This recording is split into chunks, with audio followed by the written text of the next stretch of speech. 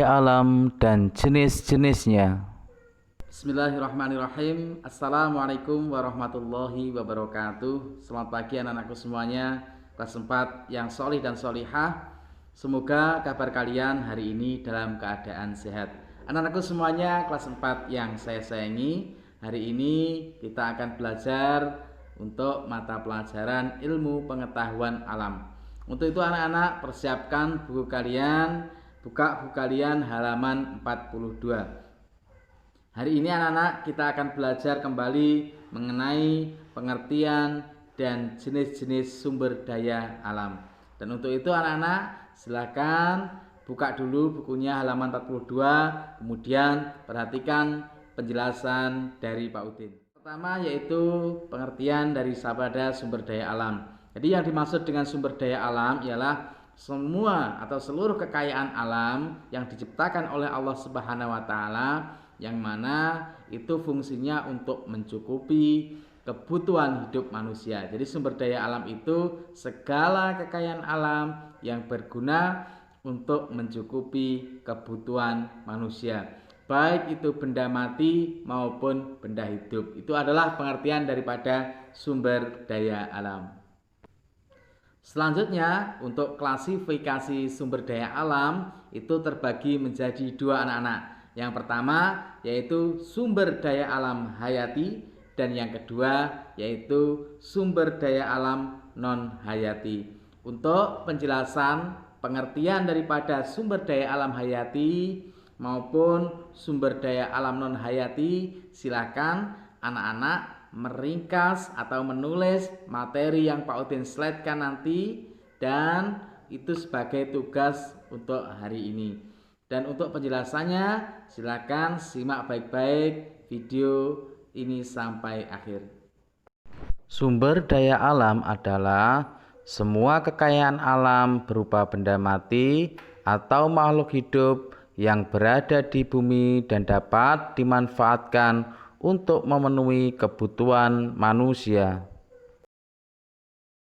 Sumber daya alam itu terbagi menjadi dua. Yang pertama SDA hayati, asalnya dari makhluk hidup, dan SDA non hayati yang berasal dari benda mati. Itu adalah jenis-jenis sumber daya alam.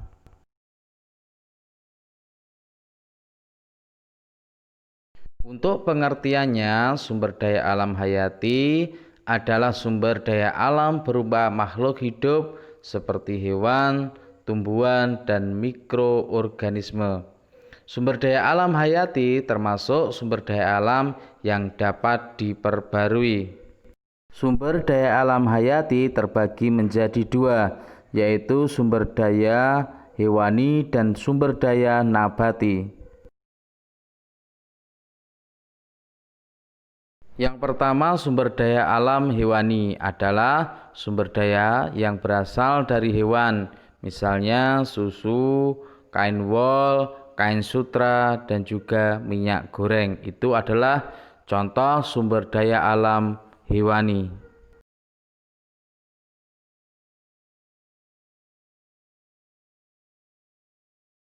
Yang kedua, sumber daya alam nabati, yaitu sumber daya alam yang berasal dari tumbuhan.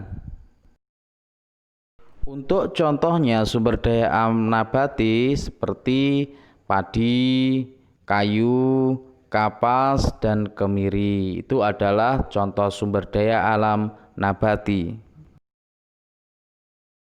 Yang kedua, sumber daya alam non hayati adalah sumber daya alam yang bukan berasal dari makhluk hidup. Contohnya air, sinar matahari, udara, tanah, bahan tambang, minyak bumi, dan juga gas alam. Itu adalah sumber daya alam non hayati.